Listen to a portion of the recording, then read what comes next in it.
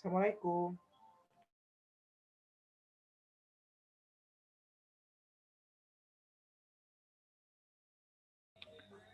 Waalaikumsalam. Assalamualaikum. Oh, udah masuk. Udah. Terdengar nggak suara Ibu ya? Aman, Bu. Ya. Oke, sip.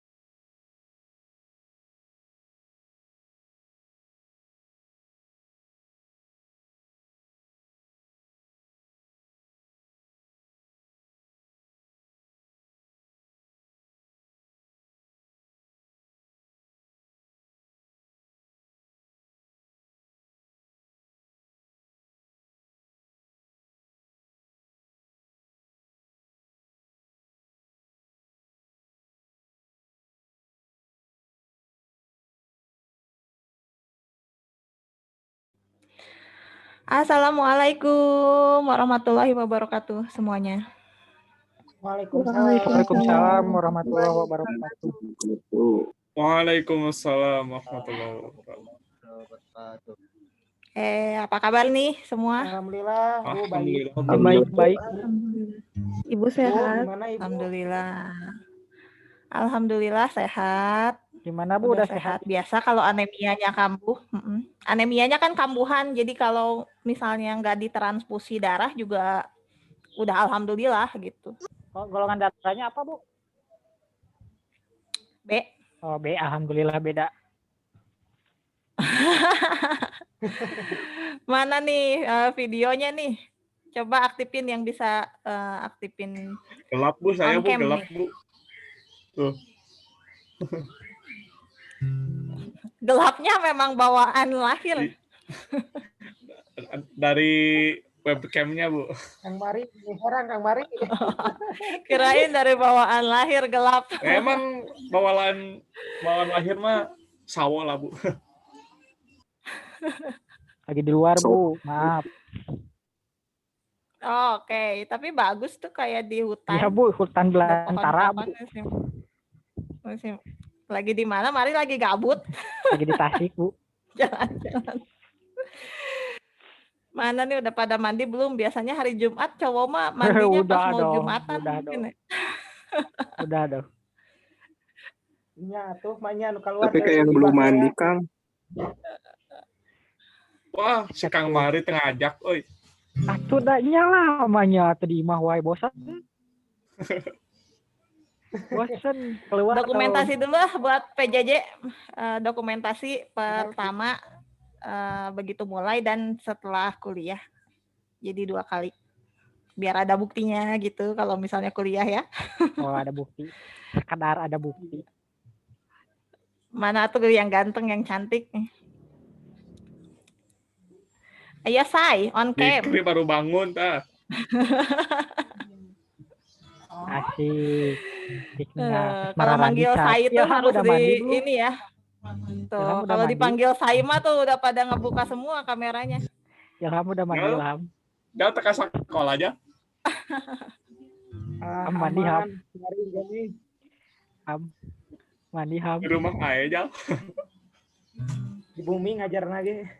Oh, siap. Enak ya kuliahnya bisa di luar sekarang. Oh, nengenal. Batur mah gaya kuliahnya di luar. Oh, tuh di mah wae bosan. Keluar dong. Udah bisa on cam ya, Mas Bro dan Mbak Sis. Itu ada masalah namun Bentar, di luar Ibu. foto. Guys, Ilham ganteng. Ilham guys ganteng. Ganteng. Oh, Andri jadi ya rockstar. Andi the rockstar. Vokalis dari anu anyar. Nah. Ganteng dan cantik-cantik. Iya, Oke, 1, biasa. 2, 3. Oke. Yang belum nanti aja pas udah selesai kuliahnya. Baik. Oke. Izin maruman. Dimasukkan.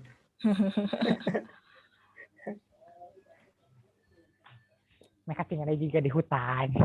Ngomong teh di mana? Oke, terima kasih Mas Bro dan Mbak Sis semuanya. Sebelum kita mulai perkuliahan kita hari ini, mari bersama-sama mengucapkan basmalah. Bismillahirrahmanirrahim. Bismillahirrahmanirrahim. Mata kuliahnya mobile learning ya, jadi Gelap-gelapan nih. segelap hatimu kah? Jadi mata kuliah ini 2 SKS, 1 SKS-nya kita Zoom meeting, 1 SKS-nya lagi belajar mandiri ya. Mandiri, sendirian boleh, berdua boleh, bertiga boleh ya. Jadi ada sesi diskusi nanti yang kalian harus kerjakan ya. Jadi ada tagihannya. Bisa sendiri kalau single fighter, bisa berdua kalau mau dunia milik berdua. Kalau suka orang ketiga boleh bertiga ya. Berempat nggak boleh kebanyakan kalau berempat tuh. Nanti jadi duaan-duaan, kan sama aja bikin kelompok sendiri ya daripada duaan-duaan. Jadi maksimal 3 orang. Nah, sebelum kita mulai masuk ke inti ya, mobile learning. Apa sih mobile learning? Jadi apa sih yang ada di pikiran kalian kalau dengar kata mobile learning? Belajar menggunakan perangkat mobile. Ya, belajar menggunakan perangkat mobile. Rehan, terima kasih. Yang lain, mana Mobile suaranya? learning teh platform untuk belajar, Platform tapi untuk sifatnya mobile. Kayak sekarang, ini lagi di jalan, bisa mobile, bisa sambil belajar gitu. Ruang guru nih. Oke, ada lagi? Jangan sampai saya tidak merasakan kehadirannya. Aduh. Kan kalau bolos offline kan nggak ada wujudnya. Kalau misalnya bolos online katanya mic-nya dimatiin, webcam-nya off, cenah. Iya Bu, dinyalain, dinyalain. Tinggal nyalain. Nyalain atulah, kalem. Jadi dulu mah kalau mabal teh ya, tahu mabal kan ya? Nyalain Bu, oke. Itu kan Polos. naik-naik sampai naik-naik ke tembok gitu ya. Tiduran.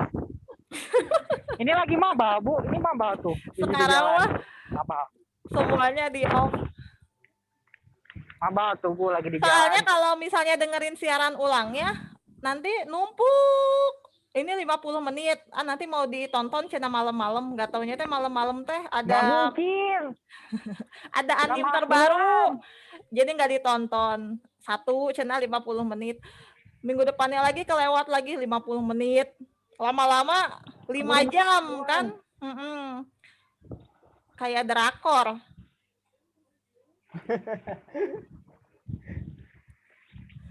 Nangis Pasti. beneran itu mah nontonnya nanti. Jadi tadi kata Rehan, pembelajaran dengan memanfaatkan ya semacam teknologi mobile gitu ya. Kalau Mari mah belajar sambil jalan-jalan, tah. Nah, jadi di sini yang bisa ngasih contoh mobile learning apa? Startup mobile learning di Indonesia. Ruang guru hidup.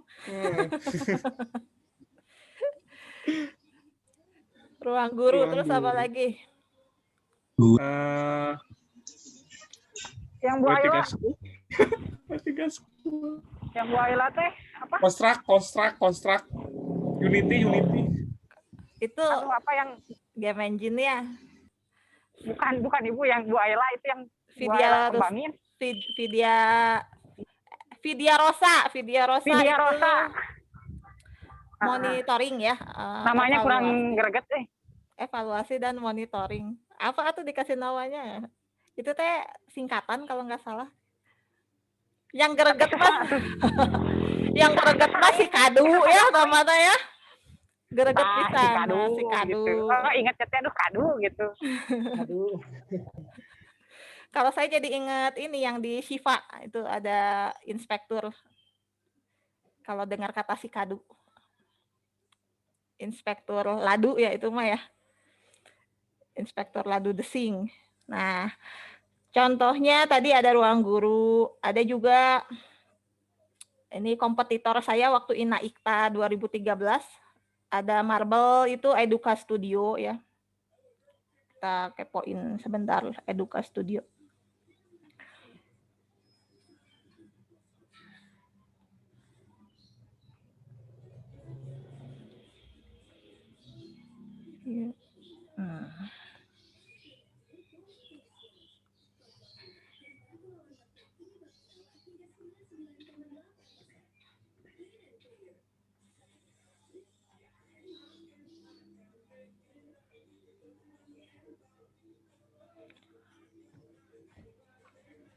Ini contohnya di buatan Eduka Studio. Dia bikin educational games ya. Ada kit game, terus ada storybook. Cari uangnya ya dari ini.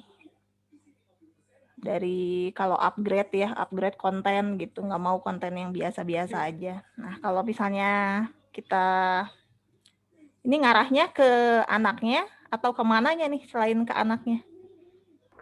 Ini mah marketnya ke orang tuanya. Ya karena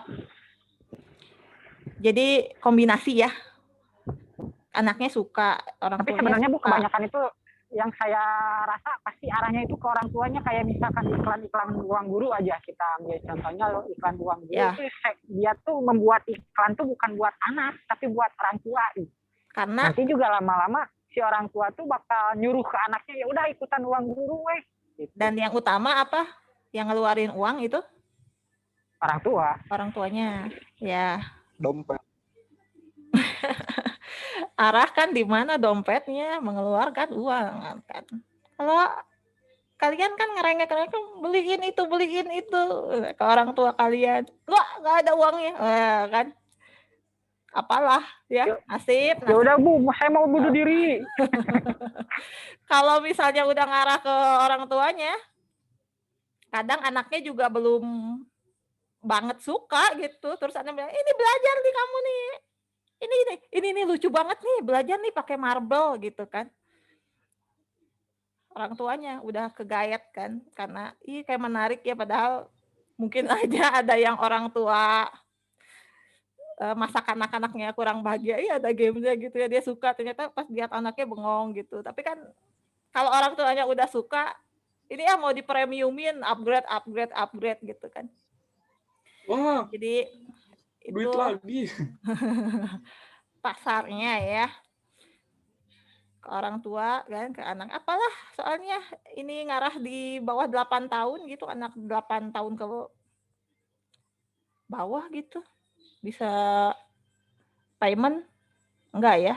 Jadi pasti ngarahnya ke orang tuanya. Bimbel online kayak gitu. Jadi selain ke anaknya juga pasti ke orang tuanya.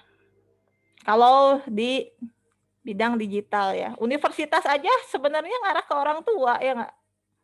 Selain ke calon mahasiswa gitu, pasti Orang tuanya kalau universitas nomor 2 Bu, calon. menurut saya. Pasti Orang ke tuanya calon nomor orang 2. tuanya. Soalnya kan kebanyakan tuh kalau misalkan universitas tuh biasanya khususnya swasta, ujung-ujungnya tuh paling orang tuanya terserah sok mau di mana. Wah, masa berarti Gitu. kalian ini emang suka dari diri sendiri ini, nggak tanpa paksaan orang tua? Alhamdulillah. Yang penting benar. Enggak Bu. Karena saya nggak kelulus di negeri, jadi ya udah gitu. Asal nyari. Gampang kan masuk UM Bandung ya, gampang ya? Keluarnya nggak tahu kan. Keluarnya jangan sampai susah ya. Kalau yang ngerasa masuknya gampang, keluarnya jangan sampai susah. Ini konten-konten ya. Ini contoh dari mobile learning. Nah, itu kan dia first winner edu game in INA IKTA 2013 nih, saingan saya. Dulu saya nggak menang nih, bukan gara-gara Eduka Studio juga sih. Dulu lawan Amuk Tipalapa. Ini contoh dari Eduka Game. Jadi 2013 dia masih ikutan lomba-lomba, sekarang udah lumayan ya, maksudnya udah mapan gitu. 2013 baru ngasih contoh 4 games gitu. Sekarang udah semakin banyak. Oke, jadi kalau mau teorinya ya, sebenarnya apa itu yang dimaksud dengan mobile learning?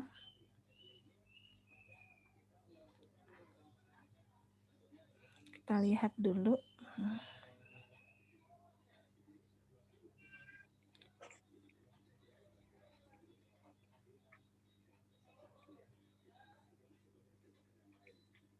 Oh ya Bu, mau nanya, apakah yang disebut mobile itu harus ada sentuhan teknologi? Iya. Oke.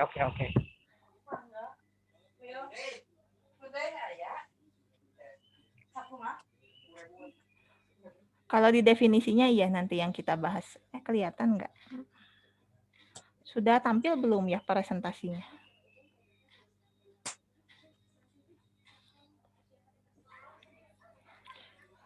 Udah aman ini? Ada tampilan? Jadi mobile learning. Jadi kenapa itu ada mobile learning? Karena itu suatu kebutuhan ya. Kebutuhan apa? Ya ini kebutuhan berdasarkan penelitian nih. Kalau misalnya orang tuh kalau cuman lihat, dia cuman bisa inget 20%. Kalau didengar aja 30% ya. Tapi kalau dilihat, didengar, dilakukan itu 80%. Nah, apalagi bisa di mana-mana dan kapan saja gitu. Sehingga tidak ada batas untuk mengakses ya. Nah, di sini mobile learning atau sering disingkat M-learning adalah suatu bentuk model pembelajaran yang memanfaatkan kemampuan perangkat mobile. Jadi di sini perangkatnya adalah perangkat mobile. Kadang-kadang ada suatu irisan antara mobile learning dan e-learning ya. Jadi mobile learning itu sebenarnya kalau nanti kalian lihat skemanya itu ada di dalam dari e-learning gitu.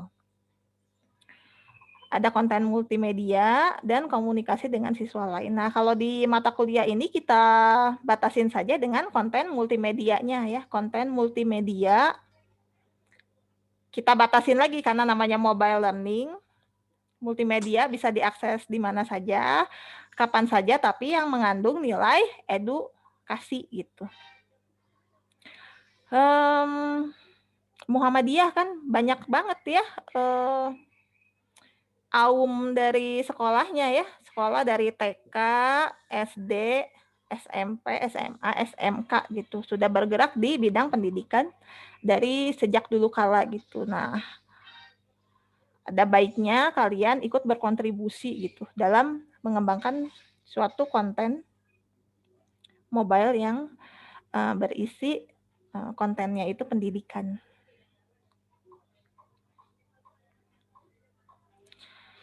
Nah, di sini ada karakternya, mana yang disebut perangkat mobile ya. Tadi kan bisa diakses dengan perangkat mobile. Jadi itu karakteristiknya itu ada portabilitas, ada konektivitas yang cepat, ada sensitivitas konteks.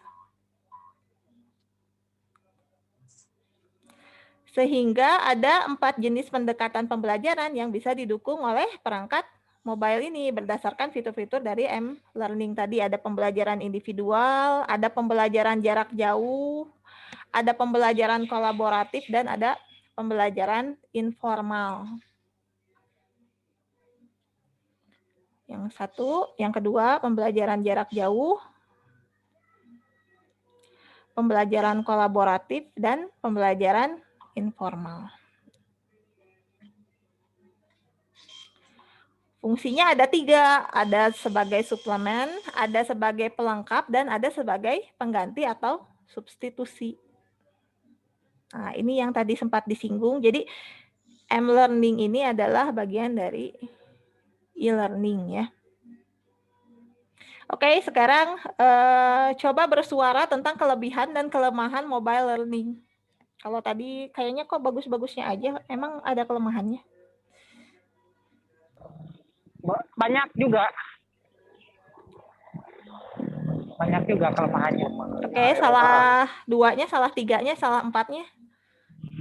Tergantung orangnya. Jadi kalau misalkan mobile learning ini kan bisa jadi sifatnya personal, tadi kan sudah dijelasin, bisa jadi personal. Yang namanya personal ini dia kalau misalkan dia habitnya udah sampai bergetar gitu ngomongnya.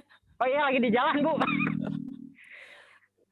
Ya, kalau misalkan habitnya malas, ya udah gitu, dia bakal ketinggalan sangat jauh gitu. Karena nggak ada sebuah lingkungan yang bisa atau misalkan sebuah kelompok yang bisa membangun semangat dia gitu. Itu yang mungkin menurut saya itu kekurangan yang amat sangat gimana ya, vital lah gitu. Jadi personnya. Jadi gitu. Segimana personnya ya, walaupun di di mana-mana aplikasi juga segimana personnya ya, usernya. Kalau misalnya tidak ada rasa butuh ya, tidak ada rasa aduh perlu nih sama aplikasi ini, ya nggak akan dipakai gitu ya. Jadi Makanya kan karena kebanyakan kayak misalkan anak sekolah misalkan gitu. Kan dia tuh bukan berarti dia pengen sekolah, tapi kan ada beberapa yang dia sekolah karena ingin, bukan dari landasan dirinya, tapi disuruh orang tua. Sehingga kan ketika misalkan e-learning atau misalkan mobile learning seperti sekarang itu, ya gitu dampaknya gitu. Akhir-akhirnya dipaksa-paksa sama orang tuanya, berikut dirinya gitu malas-malasan gimana gitu. Jangan itu yang problema yang terjadi gitu. ya terpaksa itu langsung jadi kebutuhan kan, mau nggak mau ya dia jadi pakai gitu kan mobile network, walaupun dia tidak suka gitu. Jadi yang di cover di sini adalah kebutuhan user ya, kita harus mengcover dari kebutuhan user. User bisa aja nggak suka gitu sama aplikasi kita, tapi butuh gitu. Bisa aja nggak mau pakainya, tapi butuh, ada yang seperti itu. Nah, jadi buat aplikasi yang benar-benar dibutuhin gitu ya. Aduh, misalnya ini aplikasinya susah, bikin frustasi. Aduh, tapi saya ini cuma aplikasi ini satu-satunya, nggak ada yang lain nih yang bikin gitu. Tetap kan usernya pakai. Kayak si Kado bukan, Bu? Si Pip gitu ya misalnya. Ya, Seperti itu. Coba kalian bisa bikin itu saja. Sus skor dari si Kadu nanti kalau misalnya waktu luang. Nah, seperti itu. Terus di sini kelebihannya apa? Tadi ya bisa diulang lagi ya. Kelebihannya bisa diakses kapan saja dan di mana saja misalnya. Tadi Seperti di atas motor ya, Bu ya. Tadi beberapa gitu bisa dipakai di atas yang motor. sudah dikemukakan ya oleh Mari ya, kelemahan dari mobile learning.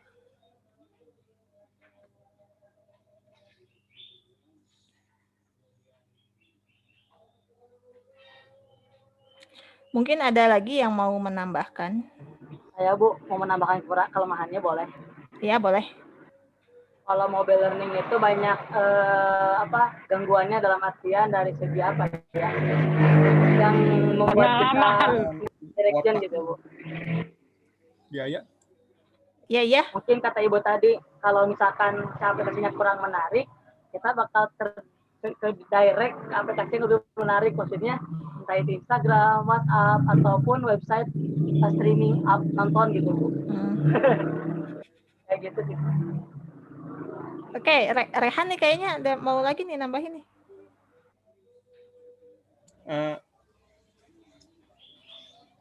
Untuk kelemahannya Bu, tergantung di tempatnya. Kayak tadi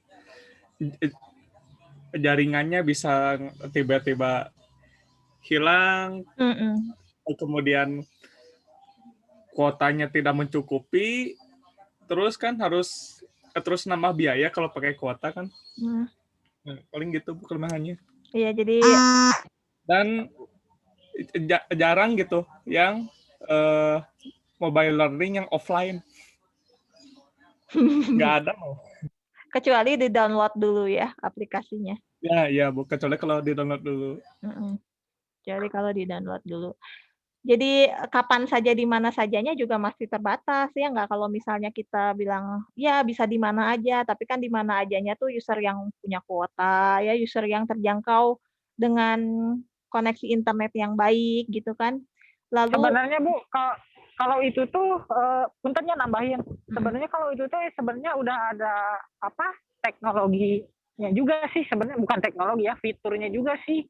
Kemarin sempat lihat-lihat di di YouTube.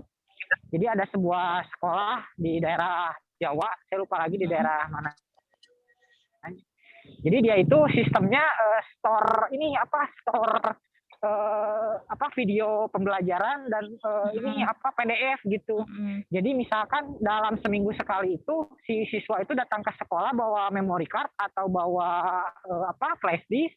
Biasanya sih memory card kalau nggak salah. Bawa memory card, store data pembelajaran, terus data PDF-nya, sekaligus store juga dia tugas-tugas. Kemarin tuh ada kayak gitu. Jadi bisa offline itu. Iya. Asalnya juga kita mau gitu ya, mau pakai flash disk atau dulu kata Pak Su tadi pakai CD misalnya gitu. Tapi tidak terimplementasi ya. Terus ada satu lagi kelemahan yang paling lemah, yaitu tidak semua konten bisa dijadikan atau dikemas dalam bentuk mobile learning ya. Misalnya saja konten-konten dia nge-lab ya, lab misalnya percobaan gitu kan, yang memang harus nggak cuman kayak programming ya, kalau programming masih bisa kan melihat hands on ya. Kalau misalnya semacam praktikum kan itu pasti susah banget gitu ya. Sekolah keperawatan pakai mobile learning misalnya. Ditunjukin sih cara nyuntik orang ya, nyuntik orang beneran si instrukturnya. Nah, yang belajarnya kan akan lebih baik jika langsung gitu. Jadi enggak sekedar nonton gitu. Juga peralatan-peralatan, bahan-bahan kimia yang berbahaya itu kan nggak cukup ya kalau cuman mobile learning aja. Tapi menurut saya itu bisa sih Bu. Bisa. Gimana bisanya? Maksudnya dalam segi praktek, karena kalau misalnya kasusnya tadi yang nyuntik, kalau misalnya kasusnya yang nyuntik, kita juga nggak mungkin masing-masing nyuntik orang yang masih hidup. Contoh ada 50 mahasiswa nyuntik 50 orang, kan nggak mungkin juga menurut saya. Iya, biasanya jadi mereka pakai ayam ya, biasanya. Ya, dan menurut saya juga nggak akan mungkin 50 ayam. Begitu. Dan satu ayam disuntik sama 50 juga nggak akan mungkin, karena yang saya tahu ketika praktek, tetap aja kita nonton yang praktek satu orang, ya sama aja lah kita kayak nonton. Terus mengenai larutan kan sebenarnya yang kita lihat kan tadi kan ngobrolnya tentang larutan bahan kimia yang berbahaya. Sama aja kayak kita kalau misalnya praktek, kita pasti nonton si yang prakteknya gitu, nggak akan nyobain satu-satu bahan kimia dicampurin kita masing-masing, karena menurut saya itu terlalu berbahaya kalau misalnya emang tentang bahan kimia yang berbahaya kayak gitu sih Bu. Oke sih. Jadi menurut saya dari sudut pandang saya, untuk mobile learning itu kurang lebih semuanya bisa dilakukan dengan secara mobile, menurut saya sih Bu. Oke, ya. Terima kasih pendapatnya Andi. Ya, bisa seperti itu. Bahkan bisa kita bikin AR-nya, VR-nya ya untuk sebagai di sini simulasi agar lebih nyata ya. Hanya ya tadi itu kalau misalnya kita di lab asli kan jadi tahu banget ya. Bahkan kan adanya mobile learning ditambah dengan AR dan VR itu adalah untuk menambah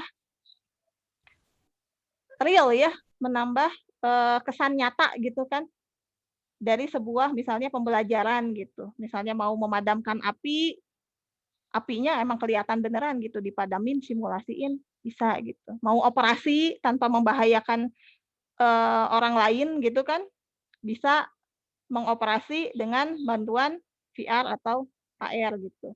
Juga dengan tadi yang larutan-larutan berbahaya. Nah, tapi di sini kita cari apanya ya? Memang pengalaman nyata itu tidak tergantikan dengan teknologi gitu ya. Memang sih bisa belajar mandiri dan lain sebagainya. Hanya mungkin ada sebagian orang yang memang saya lebih suka belajar yang memang berhadapan-hadapan, instrukturnya di depan, ya. wujud bendanya ada, dapat dirasakan seperti itu.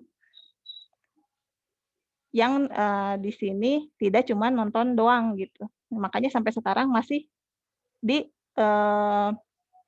teliti gitu ya, gimana sih cara membuat sebuah virtual environment yang sebegitu nyata gitu. Baik dalam bidang apapun gitu, tidak terbatas pada bidang pembelajaran. Ya, ada lagi nggak? Bagus. Oh, namanya kelemahan boleh Bu, tapi kayaknya udah Boleh. kebanyakan. Tapi nggak apa-apa. Namanya juga diskusi kan. Banyak juga nih yang ikutan 30. Tadi udah 1, 2, 3, 4. Boleh Fahmi? Jika berbeda Bu, gitu. jadi kan tadi Ibu juga udah ngelihat ya, kasih contoh misalkan ada Eduka Studio. Itu kan kalau dilihat sekilas berarti mobile learning-nya interaksinya kayak seperti game gitu Bu ya, game pembelajaran gitu kan dia. Ya, ada game pembelajaran, ada apa ya, ada bukan game juga sih. Emang belajar kadang ada gitu. Konten yang seperti itu di Edukanya. Yang interaktif begitu ya, video interaktif. Ya kalau menurut saya sih mungkin serba salah. Jadi kalau membanyakin materi takut membosankan, tapi kalau mengurangi materi juga takut efektivitasnya berkurang gitu. Soalnya kalau menurut saya sendiri, kalau mobile learning itu efektivitasnya masih berkurang kalau menurut saya. Soalnya kan mungkin para pengembangnya juga masih mikirin ini bakal membuat bosen nggak ya? Jadi kayak ngurangin beberapa materinya gitu, tapi lebih ke interaksinya yang yang dikembangin. Jadi ya kalau menurut saya sih masih ada lah sedikit kurang. Jadi mungkin kedepannya sih paling coba gimana bikin yang interaksinya bagus sama materinya juga efek materinya juga berkualitas gitu kan. Itu tantangannya sih kalau menurut saya. Ya, itu tantangannya kembali lagi ke research ya. Iya. Antara sumber daya manusia ya, teknologi, skill, termasuk juga di sini pembuat kontennya. Tidak mudah gitu membuat sebuah konten yang bisa kita bikin interaktif gitu ya. Yang kata kita seru, kata yang pakai ini bosen gitu kan, ya enggak. Itu kesulitannya. Itu ada kelemahan dan ada kelebihannya. Nah, jenis kontennya sendiri, kalau kita ngomongin jenis konten, ada teks, ada gambar, ada audio, video, dan masih. Jadi sama ya, sama multimedia gitu. Multimedia interaktif. Karena memang bagian dari multimedia interaktif. Nah, ini diskusi tentang potensinya bisa kalian kerjakan nanti satu SKS sendiri ya. Mau itu jam 11 atau di luar jam 11 gitu. Jadi selain Zoom meeting ini kan ada diskusi ya, cuman diskusinya nggak di dalam sini gitu. Nah, di sini mobile learning sendiri itu erat kaitannya dengan media pembelajaran berbasis TIK ya. Cuman tadi bedanya kalau mobile learning sendiri itu lebih dikhususkan, dia pakai teknologi perangkat yang mobile. Kalau media pembelajaran berbasis TIK doang kan bisa di desktop ya, nggak harus di perangkat mobile. Ini bisa kalian baca karena waktunya sekitar 2 menit lagi nih ya. Dan jenisnya bisa dalam bentuk drill, bisa dalam bentuk tutorial, bisa dalam bentuk simulasi, dan bisa dalam bentuk games ya. Ada lagi di sini ada 21 syarat PBK yang baik yang mesti nanti jika kalian berminat sebagai pengembang ya, itu ada 21 syarat yang harus memenuhi gitu. Salah satunya ini isinya harus tepat, memuat nilai pendidikan, memuat nilai-nilai yang baik, tujuannya dinyatakan dengan baik, dan isi sesuai dengan tujuan yang ditetapkan. Ini baru 5. Ini 9-nya ada di sini, bisa kalian baca sendiri di PowerPoint ya. Dan ini 7-nya. Jadi tadi sudah 21. Satu lagi yang perlu didiskusikan adalah, ini misalnya ada Upin dan Ipin, coba bikin user personanya, kebutuhan mobile learning-nya seperti apa. Jika kalian mau targetnya ini Ipin dan Upin, ya bisa nggak sih mereka dijadiin target untuk kebutuhan mobile learning? Oke. Karena dibatasi waktu juga ya, 40 menit sih Zoom-nya belum yang di-upgrade ini. Belum yang versi edu. Jadi sampai sini dulu diskusinya, nanti hasilnya aja